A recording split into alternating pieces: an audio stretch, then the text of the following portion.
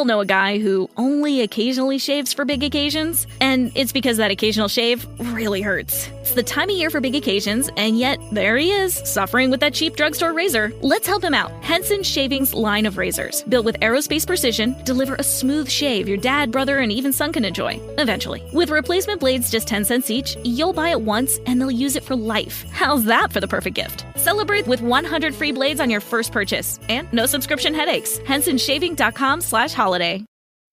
Don't forget that your skin is your largest organ, and the sun can be your skin's worst enemy. Dermatologist recommended Neutrogena products offer the ultimate protection for your skin. From makeup remover wipes to Hydro Boost Water Gel Facial Moisturizer, BJ's has your entire lineup of Neutrogena skincare products. And now through December 3rd, save $4 on any Neutrogena product at BJ's. Love your skin back and save now through December 3rd, only at BJ's. Welcome to the No Fruit Podcast, where we talk about our life experiences with a spiritual twist. Hosted by Maurice and Kafa. We hope you enjoy today's episode. Hello, everybody. I hope you're doing all right today. I'm doing all right. How you feeling, Reese?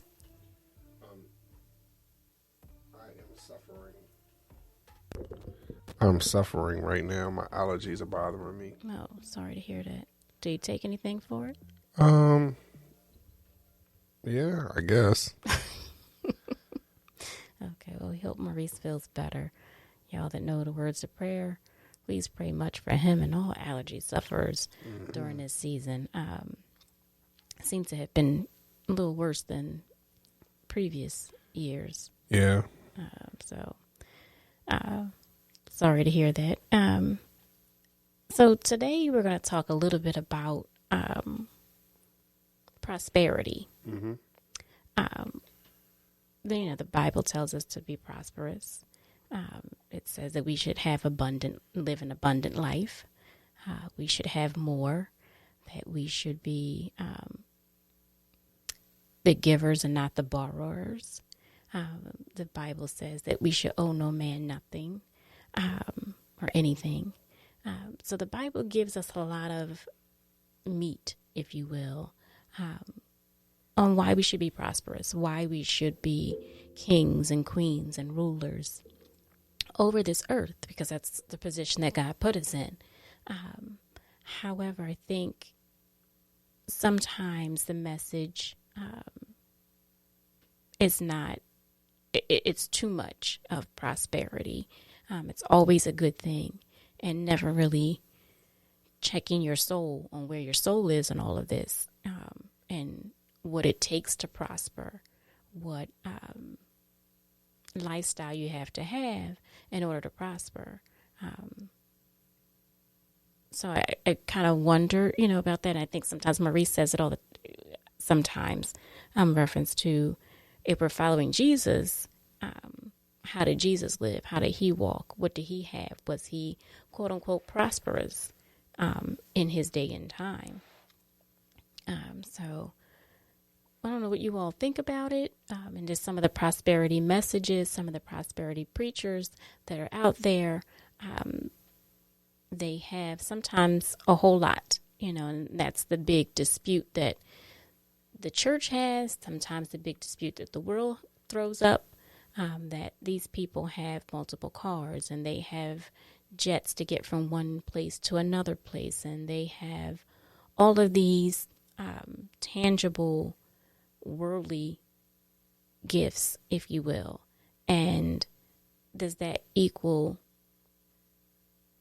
your right to heaven? Does that equal success in your ministry?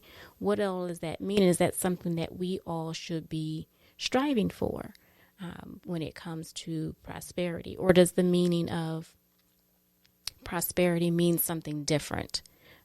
Maybe it doesn't mean those tangible things. Maybe living abundantly doesn't necessarily mean in those tangible worldly goods. Perhaps it means abundance in your connection with God. Maybe it means abundance in your connection with self. Just kind of wondering, Reese, what are you thinking about the prosperity message, the prosperity preachers, all of those things, and what are your vibes on it all? I mean, so for me, it's funny. I just had a conversation with someone about that not too long ago, who talks about, well, we spoke about their pastors and them being taken care of. Mm-hmm. People feel as though that their pastor needs to be taken care of for what he is doing, right? And the Bible speaks about that to some degree. And so they want to see their pastor in a fairly decent newer car. They want to see their pastor being taken care of in their living arrangements and eating and whatever it might have been, right? Clothes, all that type of stuff, right? So people are okay with that. I think what happens is, you look at your some people are looking at certain pastors and that they are truly, truly, truly millionaires. And then you have people in the congregation that can't eat every day. So I think that's where the discrepancies start to come up. But let's take a look at some of these quote unquote prosperity pastors today. Let's be honest. They get into certain situations, certain rooms, and they are able to capitalize on their name, fame, so forth and so on. So are they really becoming millionaires off the church? Some of them, yes.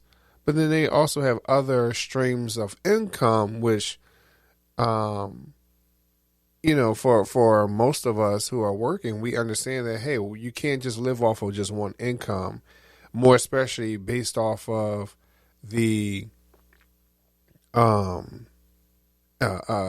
living wages going up, things like, the cost of living going up, but wages are not going up as fast as costs of living. So no, you need another stream of income, more especially when you look at these cars, you look at these houses, looking at just food, regular everyday food.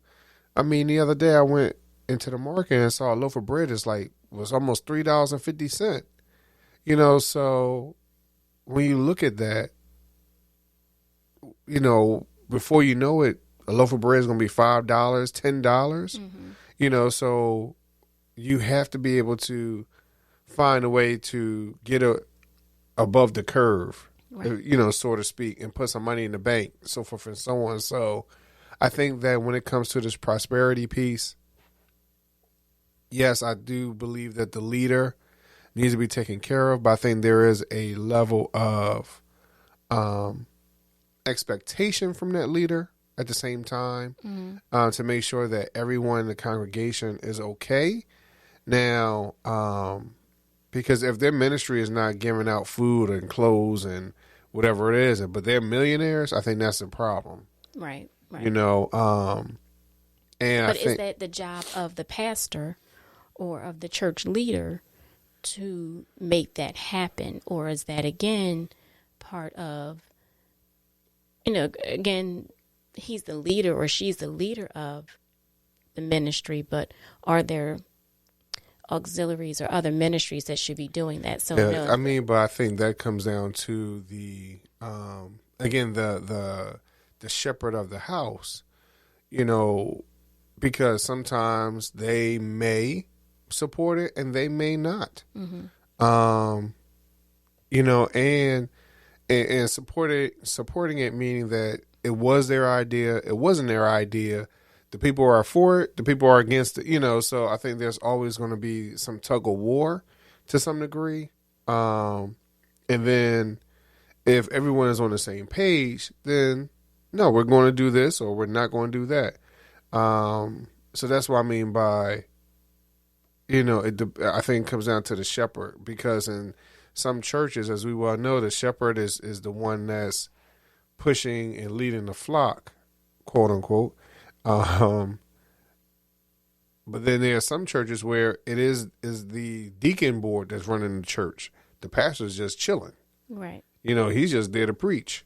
So. And I think that's where some of the disconnect is that, hey, I'm doing all the work, or sister so-and-so's doing most of the work, or brother so-and-so really, really leads the church and leads the worship service, or leads the Bible study, or leads all these things that go on throughout the week. And they're not compensated in the same manner that the pastor is. So he's not necessarily doing everything, or she's not doing everything to be promoted and uplifted, or to fly around in jets and to drive around in the expensive cars and to have the expensive suits and things like that. So I think it's because they're looked at a little bit differently for multiple reasons. So I just want to throw this in. As you were speaking, something came to me that we look down upon, again, those spiritual leaders who dress well, have a jet, or have a nice car, and are basically doing well for themselves within their occupation, if you will. But if it's a lawyer or a doctor in the congregation, we're okay with it if they have the nice suit and the nice car. Like, they made it. We look up to a doctor that has that, or we look up to a lawyer or any professional for their occupation, getting them to that point. But however, I think it's a twofold type thing where we kind of look at those in ministry that they shouldn't prosper that way in that occupation, that they should be more meek and more humble and more lowly, if you will. I'm on the fence. I think that, I still think that there's more people than not that really want to see their pastor or their leader in a decent situation. And I think people are able to, funny enough, they're able to compartmentalize those that are working in the secular world versus those that are working in the spiritual world, quote unquote. So I think that's what the differences are. I think that's what the differences are. I think that people are able to see those two situations in two totally different lights, not understanding that, hey, to become a pastor, in most cases, you got to go to school. You got to get your MDiv. And some people go get their DMin. And, so there is a level of professionalism that they've had to, take on for themselves anyway. And then I think the regular people do not understand that from a pastor position, everyone that they come in contact with, so there are some people or some pastors that are very, very relaxed, and they're not worried about driving a super uber fancy car, or they're not worried about, wearing, super fancy clothes. But some people respect you differently if you dress the part. Mm-hmm. And I think sometimes we get caught up in that, hey, I'm down to earth, vibe. And the fact is that, you get respected differently if you look differently, if you present yourself differently. So, I think there's a lot of variables, especially now that in the congregation itself, you have people with more degrees than the pastor right now. Right. You have more people in the congregation that are way more professional. They may not have material gifts, but they are uber professional. So there is a sense of, if the pastor is the leader, that he needs to be on that same playing field, if you will, as his parishioners. Mm-hmm. So I think, all this is it's, I think it's a lot of cat and mouse. I think it's a lot of, hey, because we originally started talking about the prosperity preaching, and I think that if you're going to talk about it, you have to show it. You get what I mean?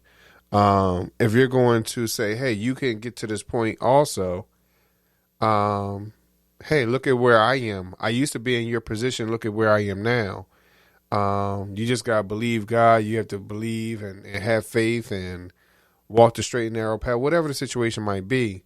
That, say, hey, you can be here also. So I think that's why it's so hard for people to accept the prosperity gospel to some degree. Mm-hmm. I think some people are just overdoing it. Some preachers or whatever just overdoing it. Now, getting the private jet, do you need a private jet? As some people say, hey, you need it for ministry purposes, whatever the situation might be. So you may not necessarily need a private jet, but can it help out the ministry in more ways than one? It possibly can, depending on your use.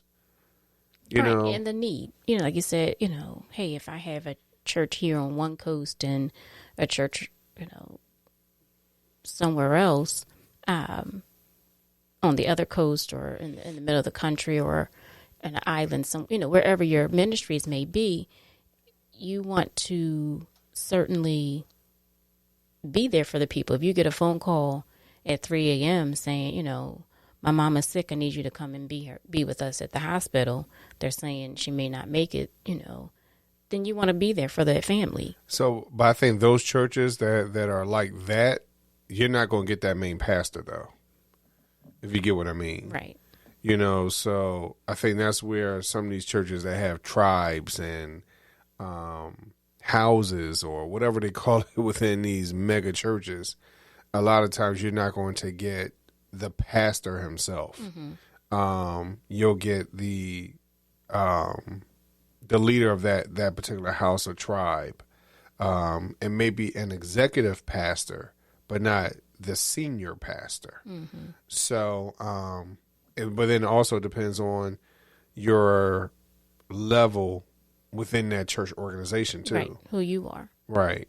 So, and it, that's just a whole nother show on its own, but, that's interesting. I mean, I really do believe that, again, I think some of this is necessary, to some degree, because I think you need to be able to motivate the individuals to, hey, get up, go to work. Hey, get up, go find your business. Get up, do what you love, whatever it might be. So in that prosperity gospel, I think you need to, it's a great way of motivating people, in some instances. Again, I think that there are some that are taking the actual living itself to a detriment to some degree. But, and then keeping in mind that it's only out of all the pastors, let's be honest, out of all the pastors that we know, what's the real percentage of those that are living that prosperity mindset? Who's really living it? And even though they might be preaching it or thinking about it, but how many people are actually doing it day in and day out? That's a lot of work. I mean, from my friends and situations, it seems like it's a lot of work. And, how do you get on the other side of that? Mm-hmm. So I think, some people are just perpetrating a fraud. I mean, real rap, so, but then others that are really living it, I think they have way more streams of income than they may let lead on. And I think, we're up here in the Northeast.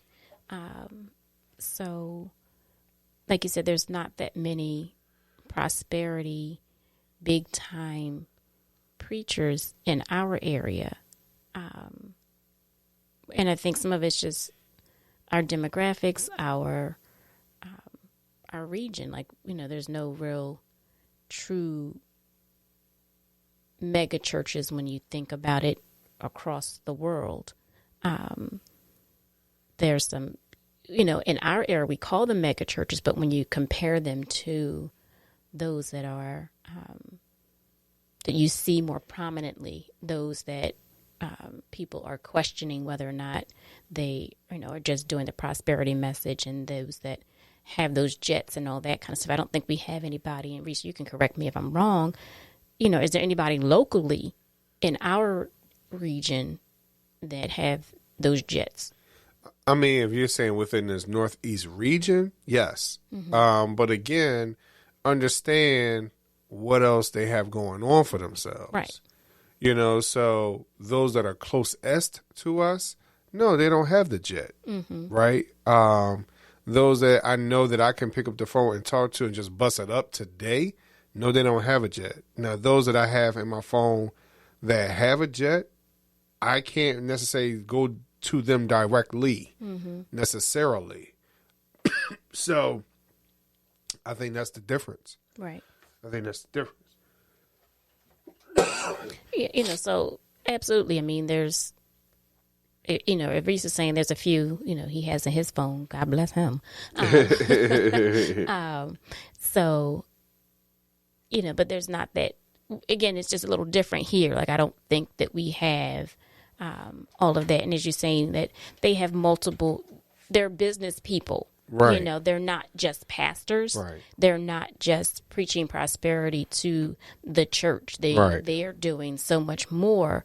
And, when all that started, you have to read more about their story, that one lead to the other, or that, which one came first, the chicken or the egg, so they most certainly are working, as Maurice is saying, outside of the church. Some may say, oh, well, you're profiting off of the church because you wrote books, that are leading and geared to the church or geared to the Christian folks. But overall, they're doing something more. Okay, well, you're writing songs and you're singing and whatever else it may be. But that's just a different part. It's not just you being a pastor, so it's more to it than that. So again, looking at it from the worldly side, again, the doctors, the lawyers, those people, and they're profiting and gaining much. How are they doing it? And, again, do we frown upon them? Do we question them as much as we question those who are prospering and teaching us prosperity, wanting and encouraging us to, as Maurice is saying, to do better? Why do we kill the messenger?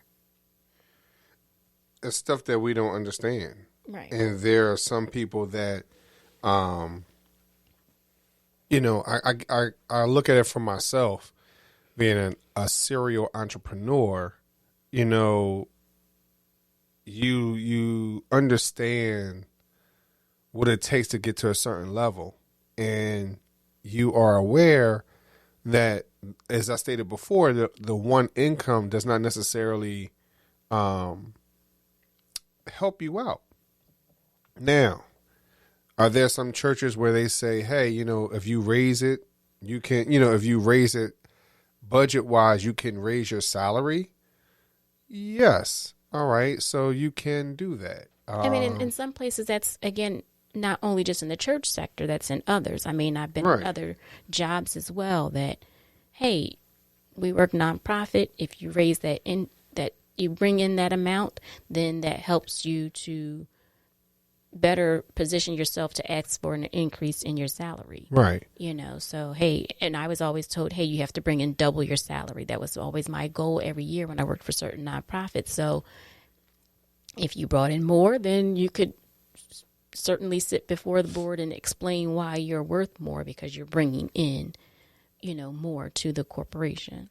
So I think that's the key. I think we need to understand from a prosperity perspective, if that's the way you want to look at it or call it, if you raise it, you can raise it. So I think that's some of the things that people don't understand, and they don't realize that the church is a business. In reality, church is ran like a business, but people don't put it in that context. So, I really want to know what y'all think about this. And I apologize again. My allergies are beating me up, so I'm not jokey necessarily today. But I will let you know that this topic has me really thinking very deeply about where things are going, about where our ministry is really truly going, and for those that are in my phone, when we have these conversations, what I may need to share with them, moving forward. So, but let us know how you think and what you feel. Remember to, when you go into social media, do the Ask Kay and Reese vibe and hashtag Ask Kay and Reese, and we'll make sure that we get back in contact with y'all. All right, y'all. We thank y'all very much for tuning in. Anything, Kaf? That's it, Reese. You know what to do. All right. Hey, Kafa, what do we want them to do? Maurice, we want everyone to stay fit with Facebook, Instagram, and Twitter. Follow, share, comment, and subscribe to the No Fruit Podcast. Continue to listen to us on your favorite podcast channels. And look for new episodes every Thursday. We thank y'all very much for listening to us.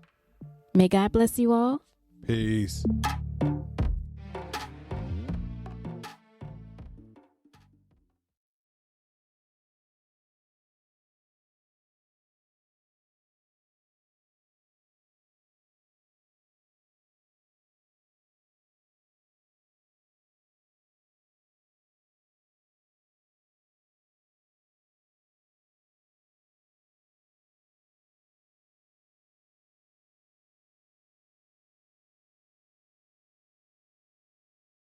We all know a guy who only occasionally shaves for big occasions, and it's because that occasional shave really hurts. It's the time of year for big occasions, and yet there he is, suffering with that cheap drugstore razor. Let's help him out. Henson Shaving's line of razors, built with aerospace precision, deliver a smooth shave your dad, brother, and even son can enjoy, eventually. With replacement blades just 10 cents each, you'll buy it once, and they'll use it for life. How's that for the perfect gift? Celebrate with 100 free blades on your first purchase, and no subscription headaches. HensonShaving.com/holiday. Don't forget that your skin is your largest organ, and the sun can be your skin's worst enemy. Dermatologist-recommended Neutrogena products offer the ultimate protection for your skin. From makeup remover wipes to Hydro Boost Water Gel Facial Moisturizer, BJ's has your entire lineup of Neutrogena skincare products. And now through December 3rd, save $4 on any Neutrogena product at BJ's. Love your skin back and save now through December 3rd, only at BJ's.